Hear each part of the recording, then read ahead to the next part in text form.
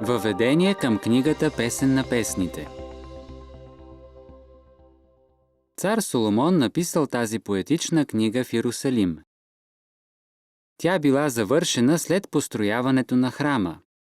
Измежду многобройните песни, съчинени от Соломон, тази се смята за най-красивата. Главната героиня е Суламката. Другите герои в тази поема са братята на Суламката, пастирът, Соломон, дъщерите на Йерусалим или придворните дами и дъщерите на Сион, т.е. жителките на Йерусалим. Песента е представена чрез поредица от диалози, в които говорещият постоянно се променя. Макар че не се посочва кой говори, това може да се разбере от думите на персонажите. Песен на песните се състои от 8 глави. Първа и втора глава описват събития близо до град Сунам, наричан също Сулам. Суламката е доведена в царския стан, но не откликва на ухажването на Соломон и заявява, че обича само своя скъп пастир. Знаеш ли, Сунам бил родният град на болногледачката на Давид Ависага и там живяло семейството, при което отсядал пророк Елисей.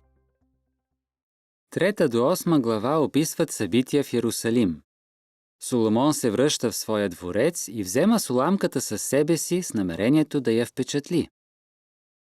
Суламката казва на дъщерите на Йерусалим или на придворните дами да не събуждат в нея любов към Соломон. Пастирът следва Суламката в Йерусалим и я насърчава с ласкави слова.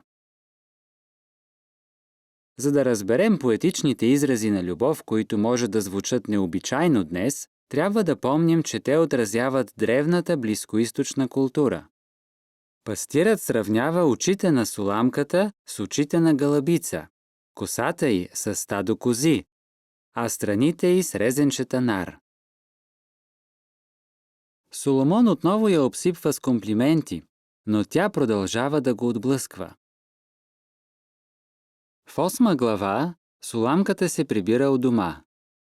След като е доказала пълната си преданост, тя е отново заедно с скъпия си пастир.